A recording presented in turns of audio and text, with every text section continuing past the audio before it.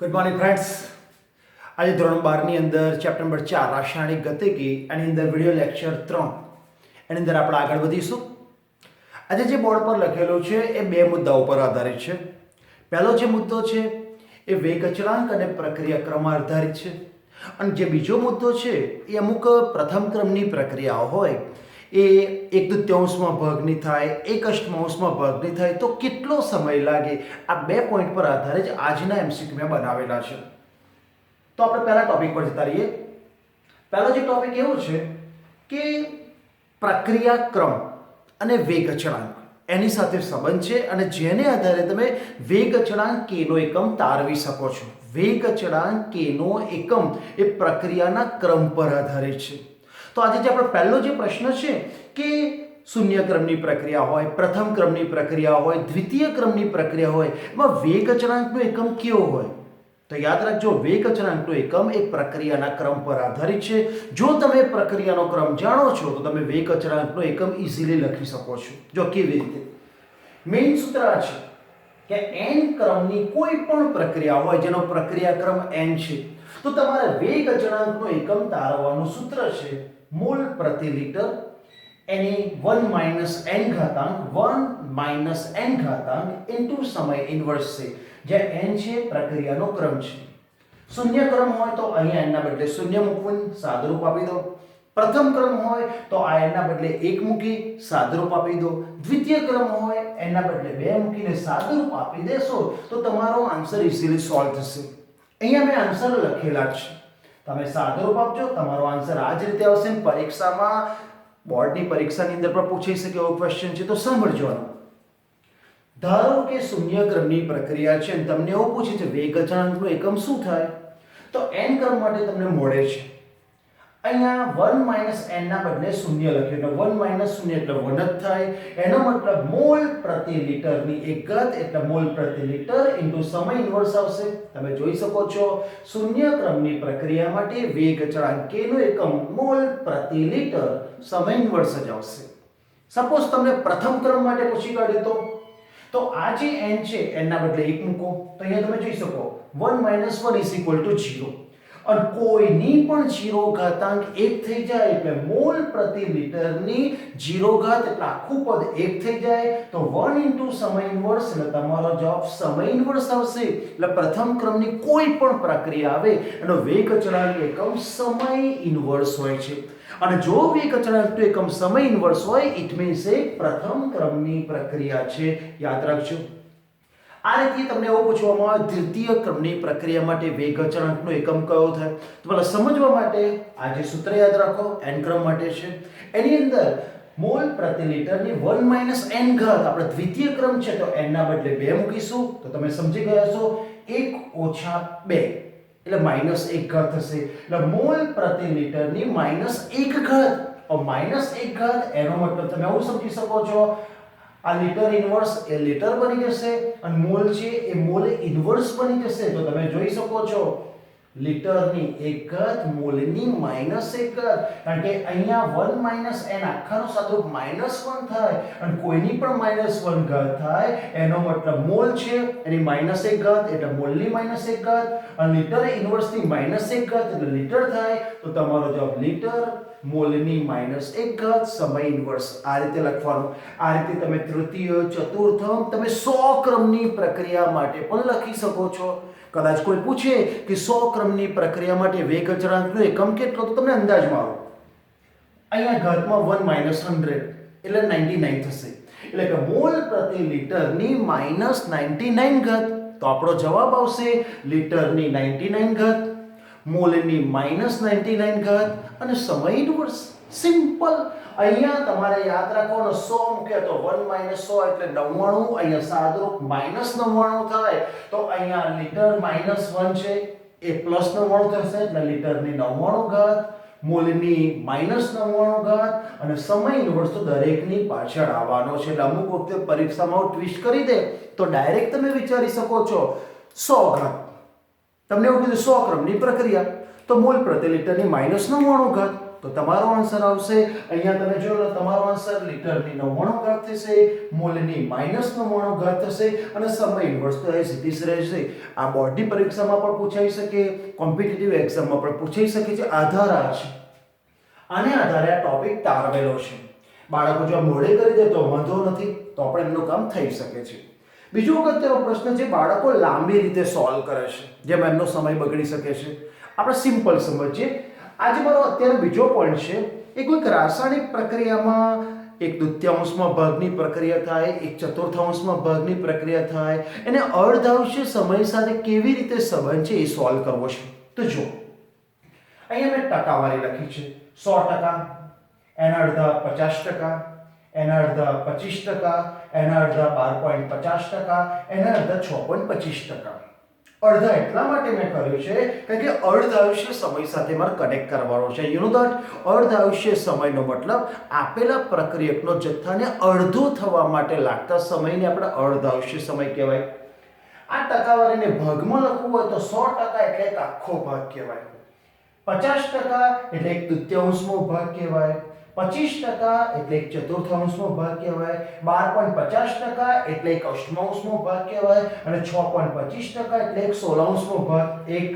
એનું અડધું 1/3, એનું અડધું 1/4, એનું અડધું 1/8 અને એનું અડધું 1/16 થાય. તમે ટકાવારીને બદલે ભાગમાં લખો તો 1, પછી 1/3, પછી 1/4, પછી 1/8, પછી 1/16. આ રીતે ભાગને તમે અડધો કરો. ઇટ મીન્સ 25% એટલે 1/4 ભાગ કહેવાય, 12.5% એટલે 1/8 ભાગ કહેવાય અને 6.25% એટલે 1/16 ભાગ કહેવાય. એટલે ટકાને ભાગ સાથે તમે રિલેશન બનાવો. હવે જો અર્ધાંશીય સમય બુદ્ધિથી કામ લેશું. 100% હજુ જે આખો ભાગ છે તો અર્ધાંશીય સમય છે 0 કહે, કારણ કે પ્રક્રિયક એઝ ઇટ ઇઝ છે, હજુ એનું પ્રમાણ અડધું થયો નથી, તો અર્ધાંશીય સમય 0 લખો.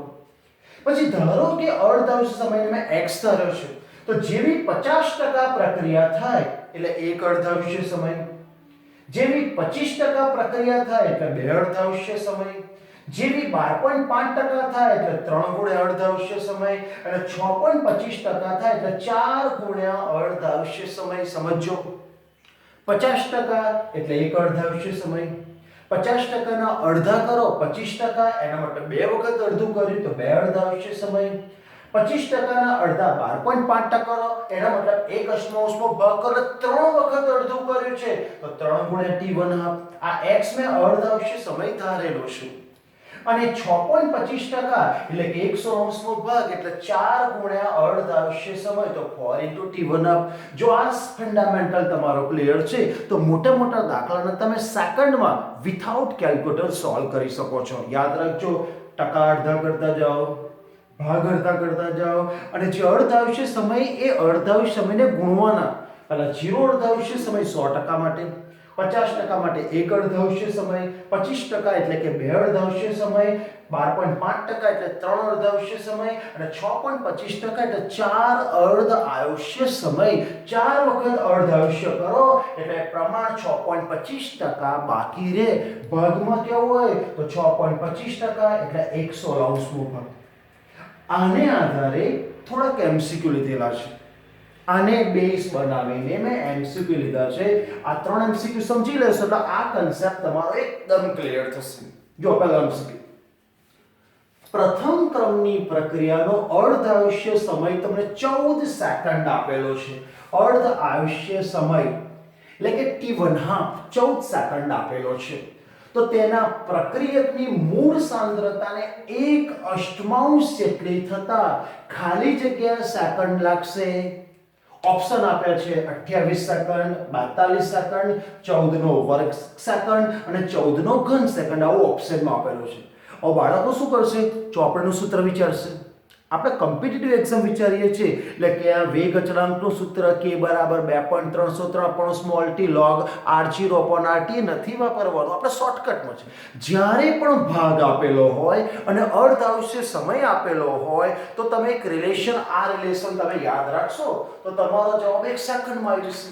હવે જુઓ, અર્ધાંશીય સમય 14 સેકન્ડ આપેલો છે અને 1/8 જેટલી થતા, હવે તમે અહીંયા જો 1/8 ભાગનો થવા માટે 3 ગુણ્યા અર્ધાંશ સમય જેટલો સમય લાગે. જો 1 અષ્ટમાંશમાં ભાગની પ્રક્રિયા થવા માટે અહીંયા લખો 3x એટલે 3 ગુણ્યા અર્ધાંશ સમય જેટલો સમય લાગશે. તો તમે જો 12.5% એટલે કે 1 અષ્ટમાંશમાં ભાગની પ્રક્રિયા થવા માટે 3 ગુણ્યા અર્ધાંશ સમય જેટલો સમય લાગે. રકમ અર્ધાંશ સમય 14 સેકન્ડ આપેલી છે, તો 3 ગુણ્યા 14 તો 42 સેકન્ડ થાય. તો આપણો ઓપ્શન નંબર બી 42 સેકન્ડ એ સાચો જવાબ છે. તમે જોઈ શકો છો 1 અષ્ટમાંશ ભાગ એટલે કે 3 ગુણ્યા અર્ધાંશ સમય. જો 1 અષ્ટમાંશ ભાગ એટલે 3 ગુણ્યા અર્ધાંશ સમય કહેવાય. તો 3 અને અર્ધાંશ સમય રકમમાં આપેલું છે 14 સેકન્ડ, તો 3 ગુણ્યા 14 સેકન્ડ એટલે 42 સેકન્ડ આપણો આન્સર આવી ગયો. તમે જોઈ શકો છો સેકન્ડમાં સોલ્વ થઈ શકે છે. તમને ખાલી ખબર હોવો જોઈએ કે 1 તૃતીયાંશ એટલે 1 ગુણ્યા અર્ધાંશ સમય, 1 ચતુર્થાંશનો ભાગ એટલે 2 ગુણ્યા અર્ધાંશ સમય અને 1 અષ્ટમાંશનો ભાગ એટલે 3 ગુણ્યા અર્ધાંશ સમય. જો મગજમાં ક્લિયર છે, એમસીક્યુ તમારો સોલ્વ થઈ ગયો. આગળ વધીએ. પ્રથમ ક્રમની એક પ્રક્રિયામાં શરૂઆતની સાંદ્રતાને 1/4 જેટલો ઘટાડો થવા 20 મિનિટ લાગે છે. ઇટ મીન્સ એવું કહેવા માંગે છે 1/4 જેટલી થાય છે તો 20 મિનિટ તમને આ સમય આપેલો છે. મતલબ 2 ગુણ્યા અર્ધાંશ સમય, આ સમય તમને 20 મિનિટ આપેલો છે. પ્રથમ ક્રમની એક પ્રક્રિયામાં શરૂઆતની સાંદ્રતાને 1/4 જેટલો ઘટાડો થવા માટે 20 મિનિટ લાગે છે. તો શરૂઆતની સાંદ્રતાને 1/16 જેટલો ઘટાડો થવા માટે કેટલો સમય લાગશે? ઓપ્શન મિનિટમાં આપેલો છે. 20 મિનિટ, 10 મિનિટ, 80 મિનિટ કે 40 મિનિટ. તો અહીંયાથી કામ લો. તમને 1/16 માટે લાગતો સમય જોઈએ છે. રકમની અંદર અર્ધાંશ સમય નથી આપ્યો. તો તમે પહેલા એક કામ કરો, 1/4 ભાગ માટે 20 મિનિટ આપેલી છે. તો મેં શું હિન્ટ વાપરી? 1/4 ભાગ માટે 20 મિનિટ આપેલી છે. હવે આપણે જાણીએ છીએ કે 1/4 ભાગ એટલે 2 ગુણ્યા અર્ધાંશ સમય. તો મેં પહેલા હિન્ટ લખી, 1/4 ભાગ એટલે 2 ગુણ્યા અર્ધાંશ સમય. હવે 1/4 ભાગની પ્રક્રિયા થવા માટે રકમમાં 20 મિનિટનો સમય આપણને આપી દીધો છે કે 1/4 ભાગની પ્રક્રિયા થવા માટે 20 મિનિટ લાગે છે. તો 20 મિનિટ બરાબર 2 ગુણ્યા અર્ધાંશ સમય. તો અર્ધાંશ સમયને સૂત્ર કરતા 20 ભાગ્યા 2 તો તમારો અર્ધાંશ સમય 10 મિનિટ આવશે. આપણને અર્ધાંશ સમય નથી માંગ્યો, પણ આ જરૂરી છે. કેવી રીતે જરૂરી છે? તો જુઓ, 1/16 ભાગની પ્રક્રિયા થવા માટે 4 ગુણ્યા અર્ધાંશ સમય જેટલો સમયની જરૂર પડશે. એનો મતલબ અર્ધાંશ સમય મારી જોડે આવી જાય એટલે 4 વડે ગુણી કાઢીશ એટલો સમય લાગવાનો છે. તો અહીંયા અર્ધાંશ સમય 10 મિનિટ આવી ગયો છે. હવે આપણે જોઈએ કે 1/16 ભાગનો થવા માટે લાગતો સમય 4 ગુણ્યા અર્ધાંશ સમય. જોઈ લો, 1/16 ભાગની પ્રક્રિયા થવા માટે લાગતો કુલ સમય એ 4 ગુણ્યા અર્ધાંશ સમય. અર્ધાંશ સમય 10 મિનિટ લાવેલા છે, તો 4 ગુણ્યા 10 તો 10 ગુણ્યા 4 40. તો તમારો ઓપ્શન 40 મિનિટ એ સાચો જવાબ છે. અહીંયા તમે જોઈ શકો છો ભાગ અને સમય આપ્યો છે, તો તમે અર્ધાંશ સમય લઈ આવો. અર્ધાંશ સમય આવી જાય પછી આ ફંડામેન્ટલમાં મૂકી દો. 1/16 ભાગની પ્રક્રિયા થવા માટે 4 ગુણ્યા અર્ધાંશ સમય જેટલો સમય લાગે છે. તો 4 ગુણ્યા આ દાખલામાં અર્ધાંશ સમય 10 મિનિટ છે, તો આપણો જવાબ 40 મિનિટ થઈ ગયો. એકદમ સિમ્પલ છે. તમને સમય અને ભાગ આપ્યો હોય તો તમે પહેલા અર્ધાંશ સમય શોધી લાવો. અહીંયા તમને આપ્યો કે 1/4 ભાગની પ્રક્રિયા થવા માટે 20 મિનિટ લાગે છે. હવે આપણે જાણીએ છીએ કે 1/4 એટલે 2 વખત અડધું કરેલું છે, એટલે 2 ગુણ્યા અર્ધાંશ સમય 10 મિનિટ મળી ગઈ. હવે તમે સમજી શકો છો 1/16 ભાગની પ્રક્રિયા થવા માટે 4 ગુણ્યા અર્ધાંશ સમય જેટલો સમય લાગશે. તો 4 ગુણ્યા 10 આપણો જવાબ 40 મિનિટ, જે ઓપ્શનની અંદર ડી કમ્પ્લીટલી આપેલો છે. હજુ આ ટોપિકને થોડુંક લેવલ પર લઈ જાઓ, રકમ સમજવી પડશે. પ્રથમ ક્રમની એક પ્રક્રિયાને મૂળ સાંદ્રતા મોલારિટી બાય 10 થી ઘટીને મોલારિટી બાય 100 થવા માટે લાગતો સમય કેટલો? એટલે કોઈ એક રાસાયણિક પ્રક્રિયા છે જે પ્રથમ ક્રમની છે, એને શરૂઆતની સાંદ્રતા મોલારિટી બાય 10. અહીંયા મોલારિટી નથી, આપણે 1 મોલર ધારી લેવાનું, બધીથી કામ લેવાનું. મોલારિટી બાય 10 એટલે ધારો કે મોલારિટી 1 છે, એ રીતે વિચારીને આપણે આગળ વધીએ. ઓપ્શન તમને 500, 600, 900 અને 1500 સેકન્ડ છે અને અર્ધ આયુષ્ય સમય તમને 150 સેકન્ડ આપેલો છે. અર્ધ આયુષ્ય સમય 150 સેકન્ડ આપેલો છે અને તમારે જવાબ આ ચાર ઓપ્શનમાંથી એક ઓપ્શન લાવવાનો છે. Okay, molarity by 10. તો આપણે મોલારિટી 1 ધરી લો તો 1/10 એટલે 0.1 એટલે શરૂઆતની સાંદ્રતા 0.1 છે. એનાથી ઘટીને તમારે મોલારિટી બાય 100 એટલે 1/100 એટલે 0.01 કરવાની છે. શરૂઆતમાં 0.1 હતી અને તમારે અંતમાં 0.01 કરવા માટે કેટલો સમય લાગશે, આવો એમનો પ્રશ્ન છે. તો અહીંયા તમે જોઈ શકો છો આ ભાગ કહેવાય, એક દશાંશ એ ભાગ કહેવાય. ભાગ આપેલો છે, અર્ધાંશીય સમય આપેલો છે, તો તમારે આ જ ફંડામેન્ટલનો યુઝ કરવાનો છે. ઓજો કેવી રીતે? શરૂઆતની સાંદ્રતા જેને આપણે સાંદ્રતા R0 કહીએ છીએ અને એની સાપેક્ષમાં અર્ધાંશીય સમય. શરૂઆતમાં તમારે 0.1 મોલર લેવાની છે, 100% છે. એટલે શરૂઆતમાં 0 સેકન્ડ એનો અર્ધાંશીય સમય, કારણ કે જો અડધી થઈ નથી. હવે 0.1 ને અડધી કરો એટલે 0.05. અડધી કરો એટલે 1 ગુણ્યા અર્ધાંશીય સમય, તો રકમમાં 150 અર્ધાંશીય સમય આપેલો છે, તો 1 ગુણ્યા 150 એટલે 150 સેકન્ડ. હજુ 0.05 ને અડધું કરો તો 0.025 થશે, તો 2 ગુણ્યા અર્ધાંશીય સમય એટલે 2 ગુણ્યા 150 એટલે 300. અહીંયા સમજો 150 એકા 150, 150 ગુણ્યા 2 એટલે 300, 150 ગુણ્યા 3 એટલે 450. આ રીતે આપણે આગળ વધવાનું છે. હજુ એનું અડધું કર્યું કે સત્તામાં અડધું મારે 0.01 લાવવાના છે, તો હજુ અડધું કર્યું 0.0250 ને અડધું કરીએ 0.0125 એટલે સમથિંગ ઇક્વલ ટુ 0.01 થાય છે. તો આટલી ઘટવા માટે 3 ગુણ્યા અર્ધાંશીય સમય, આ 1 ગુણ્યા અર્ધાંશીય સમય, હજુ લો 0 ગુણ્યા અર્ધાંશીય સમય, 1 ગુણ્યા અર્ધાંશીય સમય, 2 ગુણ્યા અર્ધાંશીય સમય અને 3 ગુણ્યા અર્ધાંશીય સમય. અહીંયા અર્ધાંશીય સમય 150 આપેલા છે, તો 3 ગુણ્યા 150 એટલે 450 સેકન્ડ આપણો જવાબ આવે. હવે સાંભળો, 0.0125 મોલર થવા માટે 450 સેકન્ડ લાગે છે. આપણે શોધવાની છે ફક્ત 0.01. આપણે 0.01 તો છે જ, થોડીક આગી પાછી છે, તો તમે 450 સેકન્ડથી થોડો વધારે જે જવાબ હોય ઓપ્શનમાં જોઈ લો. 450 થી શું કામ? આપણે ગણે છે 0.0125 મોલર, આપણે કરવાની છે 0.01 મોલર. એનો મતલબ એવો થયો કે આપણો જે જવાબ છે 450 અને નજીકનો જવાબ આવશે, કારણ કે આગળ જો 0.01 છે, આપણે 0.01 કરવાની છે, એટલે આપણો જવાબ 450 સેકન્ડની નજીકનો જવાબ જોઈ લો. તો નજીકનો ઓપ્શન 500, 600, 900, 1500, તો તરત કહી શકીએ છીએ આપણો જવાબ 500 સેકન્ડ એ આપણો જવાબ સાચો હોઈ શકે છે. અહીંયા મેં કોઈ લાગણીત નથી વાપરી, કોઈ કેલ્ક્યુલેટર વાપર્યું નથી, ફક્ત અહીંયા ભાગ અને અર્ધાંશીય સમય વચ્ચે જે રિલેશન તમને આવડતો હોય તો તમારા એમસીક્યુ સોલ્વ થઈ ગયા.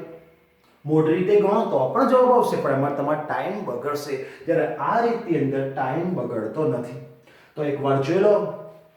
આના પછીના લેક્ચરની અંદર હું નવી ટાઈપના દાખલા બતાવીશ. આ ટાઈપ તમારે ક્લિયર, કોઈ પણ આ ટાઈપનો એક્ઝામ્પલ દેખાય તમે આ ફંડામેન્ટલ યુઝ કરજો.